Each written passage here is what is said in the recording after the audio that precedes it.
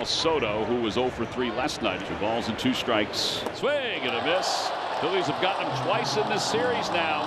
Talked about it. He's one of only 2 players left-handed pitching.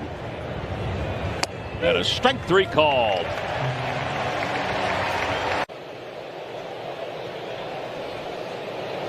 Strike 3 called. Hey everyone, before we get into this, I'm working hard to hit 1,000 subscribers, and I genuinely need your help to get there. If you enjoy this kind of Cardinals coverage, please hit that subscribe button right now. It makes a real difference and helps this channel keep growing. Because the St. Louis Cardinals just made a move that has the baseball world doing a quiet double take. And no, this isn't one of those blockbuster trades that dominates ESPN's homepage for 3 straight days. There's no press conference, no massive contract graphic, no instant jersey sales spike. This is the kind of move that flies under the radar at first glance, but the more you dig into it, the more fascinating it becomes. This is the type of acquisition that can either look brilliant in hindsight or leave fans scratching their heads 6 months from now. And honestly, that's what makes it so intriguing. While the rest of baseball has been obsessing over mega deals, luxury tax thresholds, and star free agents choosing their next destination, the Cardinals front office has been operating in a very different lane. Quiet, calculated, deliberate, playing chess while much of the league plays checkers. Let's get right to it. The Cardinals have acquired left-handed relief pitcher Justin Brule. Yes, that Justin Brule. And yes, it's pronounced like Brule, not Brule, not Brule, not whatever version half of baseball Twitter guessed when the news dropped. The spelling confused a lot of people, myself included. But stick with me here because the story behind this move is far more layered than it looks on the surface. The Cardinals acquired Brule from the Cleveland Guardians for nothing more than cash considerations. No prospects, no players going the other way, just money. And that alone raises eyebrows in today's trade market. But the real chaos starts when you look at the domino effect. This move triggered. To make room for Brule, the Guardians designated John Kinsey Noel for assignment, and if that name rings a bell, it should. Noel had become something of a cult hero on social media, known as an enormous human being with legitimate power potential and one of the most memorable names in baseball. Fans loved him for existing, for his size, for his raw tools, for the sheer novelty of it all. And Cleveland cut him loose to clear space for a pitcher they immediately flipped to St. Louis for cash.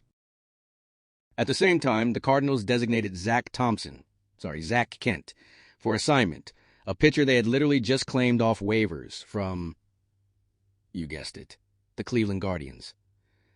These two organizations have been swapping players like kids trading baseball cards at recess. One week a guy is in Cleveland, the next week he's in St. Louis, then back again. And that's not a coincidence. There are strong front office relationships between these organizations, and those connections grease the wheels for moves like this. Deals happen faster. Conversations are easier. Trust already exists. This wasn't a random transaction. This was familiarity in action. What makes it even wilder is that Brule wasn't even a Guardian for long. He spent last season with Toronto, was traded to Cleveland in December, and is now a Cardinal in January. In 3 months, he's worn more uniforms than some players wear in a decade. That alone tells you his career has been anything but linear. Now let's talk about who Justin Brule actually is, because this is where things get genuinely interesting. Brule is a 28-year-old left-handed reliever who has been everywhere. Dodgers, Rockies, Pirates, Blue Jays, a brief stop with the Reds. He's been on contenders, rebuilders, and everything in between. He's made exactly 2 starts in his entire professional career, both early on when organizations were still figuring out what he might become.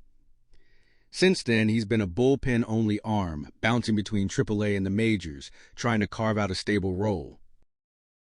Here's my favorite detail about him, and it has absolutely nothing to do with baseball. His dad is a professional bowler. Yes, an actual professional bowler. That's one of those random, wholesome baseball facts that reminds you why this sport is so weird and wonderful. Imagine the team bonding potential alone. If the Cardinals ever need a morale boost, they've got a built-in bowling connection. But let's get serious and talk about the baseball side. At first glance, Brule's career numbers don't jump off the page. He has a 4.72 ERA across 89.2 big league innings, with his highest single-season workload being just 28 innings. That tells you right away that he's never been trusted as a full-time bullpen anchor. He struck out 69 batters in those innings, which is respectable but not elite. Last season was basically the story of his entire career in miniature. He made 15 appearances, pitched 13.2 innings, and struck out 18 batters. That strikeout rate is genuinely impressive. More strikeouts than innings pitched is exactly what teams want from modern relievers. That's swing and miss stuff. But then you see the ERA, 5.27, and that's where the skepticism kicks in. The biggest issue with Brule has always been command.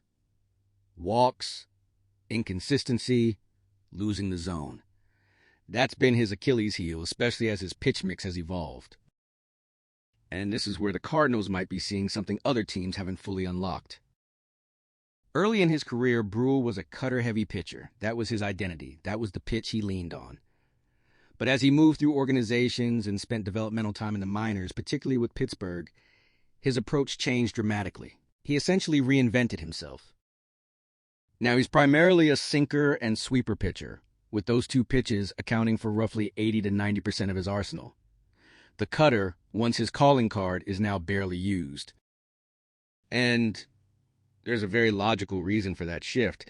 His fastball velocity sits around 90 miles per hour, ranking near the bottom of the league. That's not something you overpower hitters with. So instead of trying to do that, he started pitching for weak contact. The sinker allows him to work down in the zone. The sweeper gives him lateral movement that left-handed hitters struggle to handle. And the results, at least under the hood, have been far better than his ERA suggests. His FIP last season was 4.16.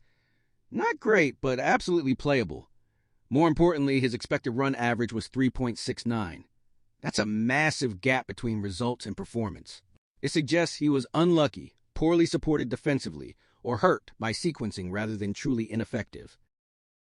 The advanced metrics tell an even better story. Brule ranked extremely well in average exit velocity and hard hit rate allowed. Hitters made contact, but not damaging contact. His expected slugging percentage was significantly lower than what actually happened. And then there's the matchup data. Against left-handed hitters, Brule has been legitimately effective throughout his career. They've hit just .224 against him, with a .580 OPS. That's exactly what the Cardinals needed. A true left-on-left bullpen option. Someone you can bring in to neutralize tough lefties late in games. This isn't a closer. This isn't a setup man. This is a role player, and that's fine. Some have speculated that adding Brule means Jojo Romero might be on the move. Personally, I don't buy that as an immediate conclusion. The Cardinals needed another lefty regardless. Before this move, they were dangerously thin. This was depth, not redundancy. That said, unless the Cardinals are shockingly competitive, Romero still feels like a deadline trade candidate. Here's the sobering reality. With fewer than 90 career innings, Justin Brule is now one of the more experienced arms in the Cardinals' bullpen. Let that sink in. That's where this organization is right now. But the story doesn't stop with Brule. Because while the big league roster is in transition, the Cardinals' farm system is starting to generate real buzz again. MLB executives are talking, and that matters. Jonathan Mayo recently surveyed 40 MLB executives, asking them about prospects across the league, and multiple Cardinals names came up. Rail Rodriguez was mentioned as one of the most underrated prospects in baseball. He's a 19-year-old catcher who slugged 20 home runs and posted a .954 OPS in roughly 80 games last season. That's absurd production for a teenage catcher. Offensive catchers are rare. Teenage offensive catchers are unicorns. Then there's J.J. Weatherholt, who continues to draw breakout buzz despite already being highly regarded. He hit .345 in the minors last year. .345. That's not normal. That's dominance. And finally, Liam Doyle was named the best future closer by MLB executives. That raised eyebrows, but it also underscores how electric his stuff is. Whether he ends up a starter or a closer, people around baseball believe he'll impact games at the highest level. Put all of this together, and you start to see the bigger picture. The Cardinals aren't chasing headlines right now.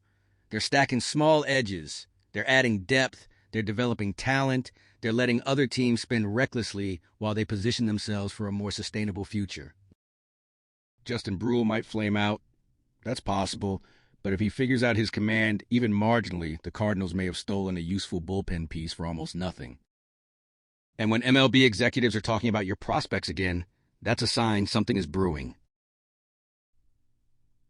So now I want to hear from you. Drop a comment below. Are you intrigued by the Justin Brule move or completely skeptical? Do you see Liam Doyle as a future, closer, or a starter? Which Cardinals prospect excites you the most? Smash the like button if you want more Cardinals coverage like this, and make sure you're subscribed because we're breaking down every move, every rumor, and every development all season long. The Cardinals offseason is far from boring. It's just quiet. And sometimes that's when the most important things are happening.